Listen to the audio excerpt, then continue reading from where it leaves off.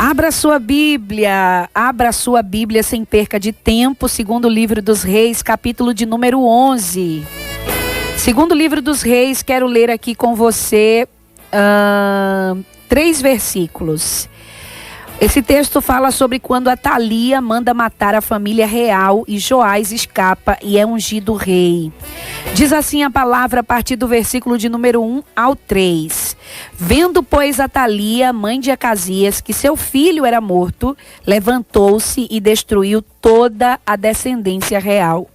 Mas Jeoseba, filha do rei Jeorão, irmã de Acasias, tomou a Joás, filho de Acasias, e o furtou dentre os filhos do rei, aos quais matavam, e o pôs a ele e a sua ama na recâmara, e o escondeu de Atalia, e assim não o mataram.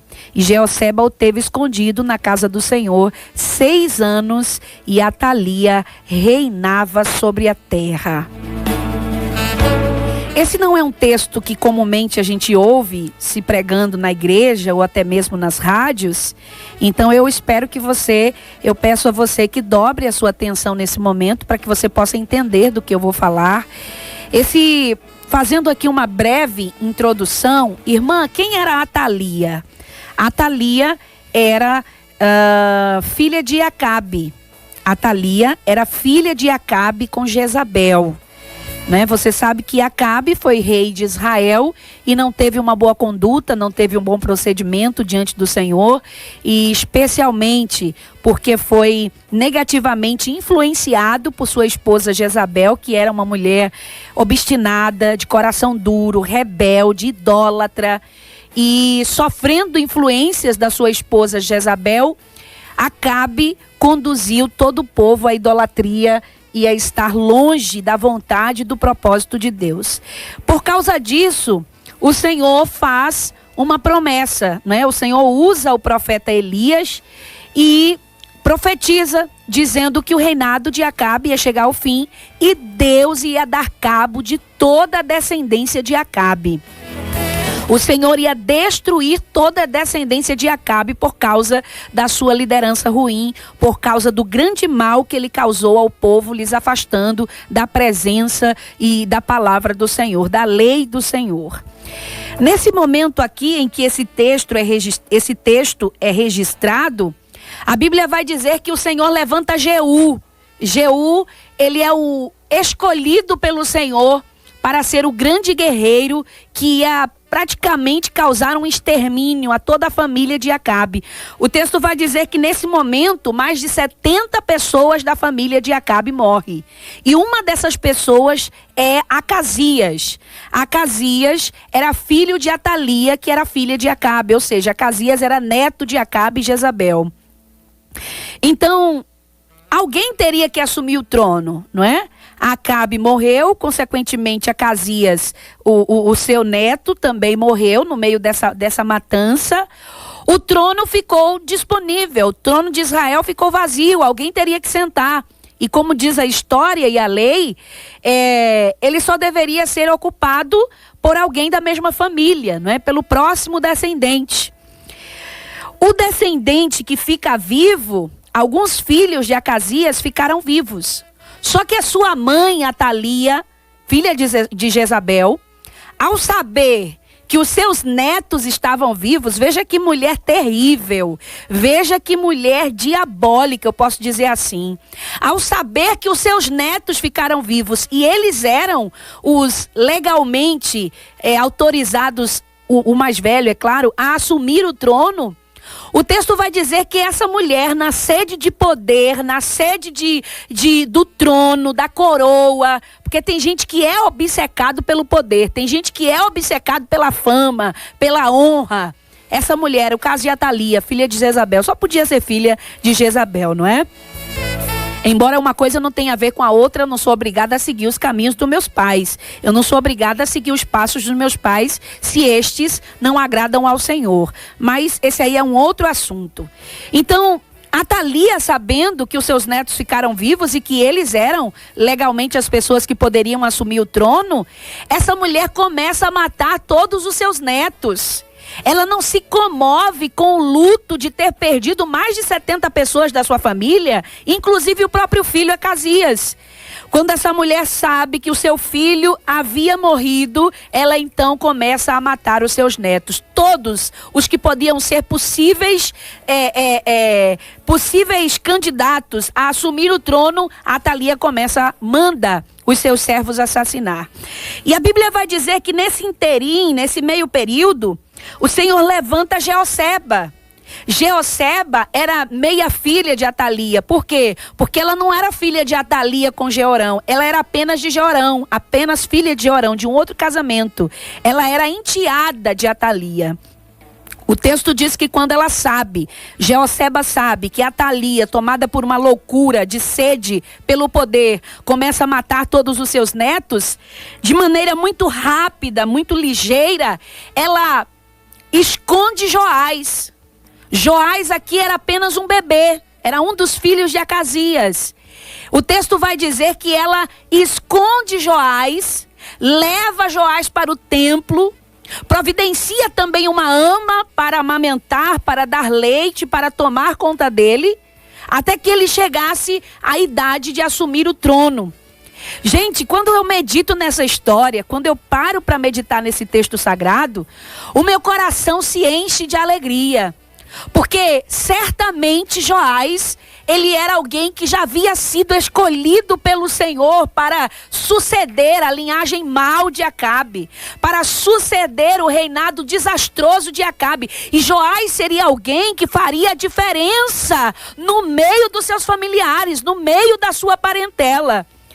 E aí o texto diz, olha, como nós lemos, que ela furtou, ela roubou Joás e lhe levou para o templo.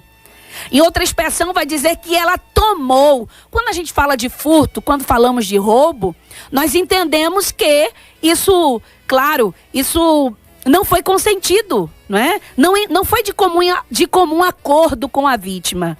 Se ela roubou ele, se ela furtou Joás, significa que não houve o consentimento dele, nem de ninguém da família. Só que este momento aqui é um momento em que houve esse rapto, na nossa linguagem seria um sequestro, seria um rapto, mas esse foi um rapto que favoreceu a Joás para que a promessa de Deus, o propósito de Deus se cumprisse na vida dele. Claro que para Joás não era fácil para uma criança crescer dentro de um quarto, enclausurado, trancado, longe do convívio com a família, longe do convívio com as outras crianças, porque ele precisava estar escondido. Se a sua avó soubesse que ele estava vivo, ela mandaria matá-lo, assim como fez com seus irmãos. Não era fácil para uma criança estar dentro de um quarto, dentro de um quadrado. Aquele menino não participava dos cultos no templo, ele estava apenas dentro de um dos quartos do templo.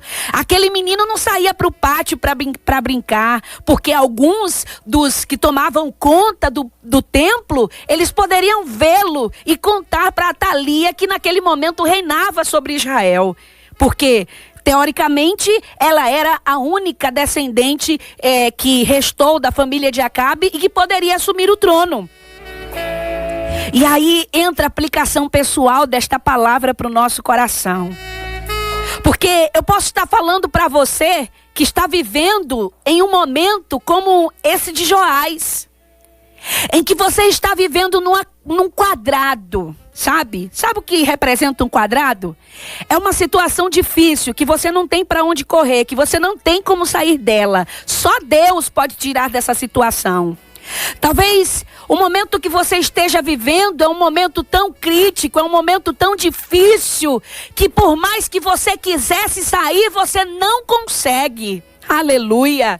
Eu imagino quantas vezes esse menino chorou para sua ama, pedindo a ela para sair do quarto, pedindo a ela para ir brincar com as outras crianças. Esse menino foi crescendo, foi se desenvolvendo e ele não podia ter uma vida normal como as outras pessoas. A vida dele se resumia a um quarto. Mas eu vejo a providência de Deus sobre a vida de Joás, quando a sua tia Jeoseba lhe rapta, aleluia, lhe sequestra. Ele estava sendo escondido para não morrer, ele estava sendo escondido para não passar pela maldade da sua avó, ele estava sendo escondido para não perder a vida tão novo, tão jovem, era apenas um bebê. Ah, Jesus, Deus colocou essa palavra ontem à noite no meu coração e eu quero compartilhar com você. Você que tem questionado a Deus porque hoje está dentro desse quadrado. Você que tem questionado a Deus porque hoje está nessa situação. Você que tem questionado a Deus porque não pode ter uma vida ou não consegue ter uma vida normal como das outras pessoas. Você que tem questionado a Deus porque está nesse quadrado, nessa situação que por mais que você queira, você não consegue sair. E tem até aqueles que estão escondidos, que estão no anonimato, que ninguém enxerga, que ninguém vê, que ninguém sente a dor, que ninguém vê quando a lágrima cai, que ninguém vê quando chora, que ninguém vê quando sente solidão, que ninguém vê quando está sozinha, quando está sozinho. Parece que o mundo não percebe a sua ausência, porque perceba, ninguém notou que o filho mais novo de Acasias não foi enterrado, não foi sepultado, ninguém chorou por ele, ninguém pranteou por ele. Talvez você esteja nessa situação. Ninguém enxerga a sua dor, mas escute. Assim como Joás não teve a possibilidade de escolher se ele queria ser escondido ou não, Deus também não te deixou escolher. E sabe por que ele não deixou você escolher? Porque era livramento de Deus na sua vida. Você está aí porque está escondido. Você está aí porque está sendo escondida pelo Senhor. Mas irmã, estou num quadrado. Mas irmã, estou na solidão. Mas irmã, eu choro e ninguém vê. O Senhor está dizendo: eu te escondi, porque se eu não te escondo, o diabo tinha te matado. Se eu não te escondo, o diabo tinha destruído a tua vida. Se eu não te escondo, você não estaria mais na minha presença. Meu Deus do céu. E o que eu acho tão interessante é porque ela esconde no templo. Jeoseba fala com o seu esposo, que era o sacerdote Joiada, e eles combinam. O menino seria escondido no templo. O templo aqui representa a presença de Deus. Porque aonde era que Deus se revelava para o povo naquela época? Apenas no templo, ou claro, por manifestação sobrenatural através dos profetas. Mas o templo era o lugar oficial da manifestação de Deus para o povo. O menino foi escondido no templo durante 6 anos da vida dele. Meu Deus! Você sabia que a raiva do diabo é tão grande por você como Atalia, sabe? Aquela mulher, eu só posso crer que aquela mulher estava possuída de espíritos malignos, cheia de demônio. Aquela mulher estava cheia de maldade, cheia de perversidade. E se esse menino não era escondido, mais um para a lista daqueles que seriam assassinados pela própria avó. Mas o menino foi escondido no templo. Meu Deus. Se o diabo pudesse, ele já teria acabado com a tua vida. Você já teria morrido de um infarto. Você já teria morrido num acidente. Você já teria morrido, aleluia, quem sabe numa bala perdida ou qualquer outra situação que o diabo pudesse criar. Mas é porque você está na presença de Deus que você está escondida, que você está escondido. E aquele a quem o Pai toma pela mão, o diabo não pode arrebatar. Jeoseba aqui é a figura de Deus escondendo alguém para não sofrer as represálias do inimigo. Aleluia! Você não está entendendo porque está aí no anonimato.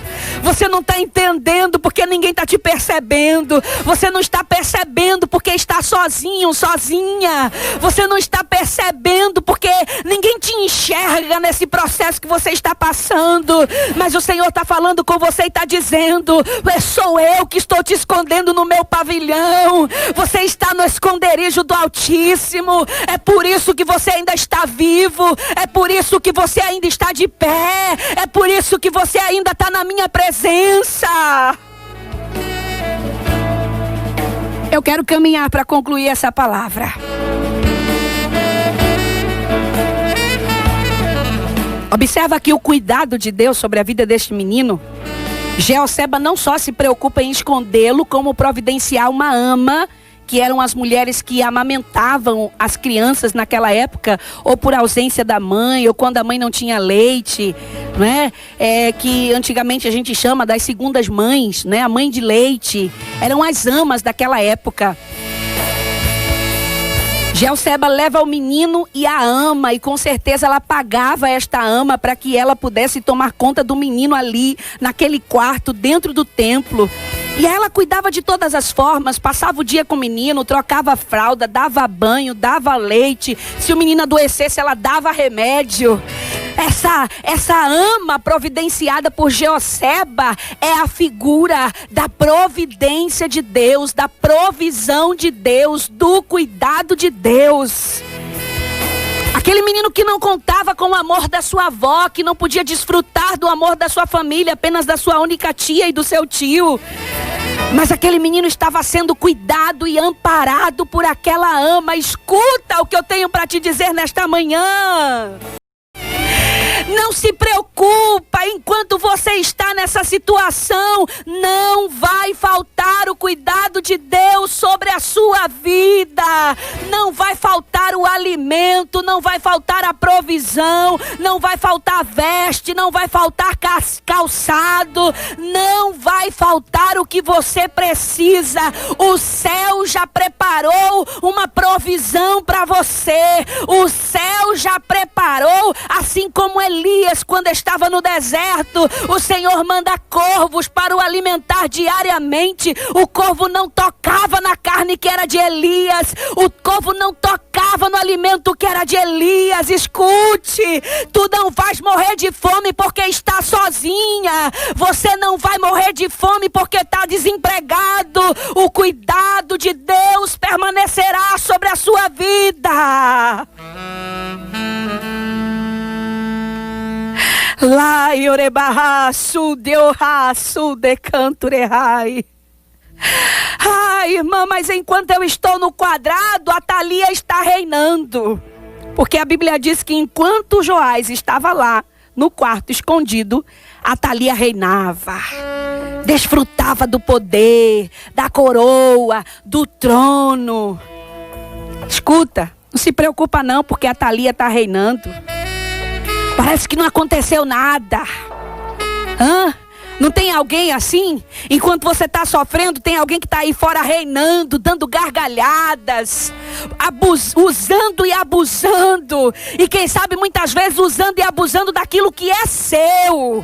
Mas o Senhor está dizendo, não se preocupa não. Quando o menino fez 7 anos, Jeosseba com Joiada, o sacerdote, se reuniram com alguns anciões do templo e disseram: olha, agora o menino fez 7 anos, agora a gente vai colocar ele no templo, vai colocar ele no trono. Ele já está na idade de assumir o lugar que é dele, de colocar a coroa real. Escuta, pelo amor de Deus. Vai chegar um momento que o Senhor vai acabar com a alegria de Atalia. Vai chegar um momento que Deus vai destronar a Atalia. Alguém está reinando, está passeando. Quando você vê, você sente dor, você não dorme, se angustia, só recebe as notícias e fica triste.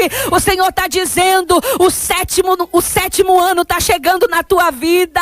Na Bíblia o 7 é o número da perfeição de Deus. O 7º ano, que é o ano da restituição, é o ano da restauração, é o ano da exaltação, é o ano em que Deus vai colocar a coroa na tua cabeça, vai sentar você no trono e ninguém mais vai te arrancar da posição que Deus preparou para você.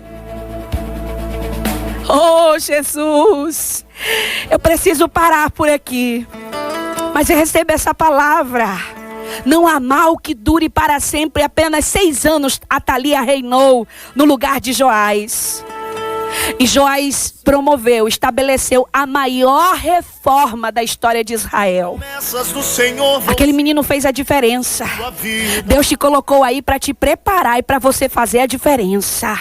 Fazer a diferença na sua geração, na cidade que você mora, na igreja que você congrega, no meio da sua família. Esse tempo de, entre aspas, cativeiro é um tempo de preparação de Deus para você viver o propósito do Senhor. E quando esse tempo chegar, a exaltação de Deus vai trazer cura para os seus traumas, vai trazer cura para as suas feridas, vai trazer cura para a sua alma, para as suas emoções. Você não vai mais lembrar desse tempo de cativeiro, porque a bênção do Senhor chegou na tua vida.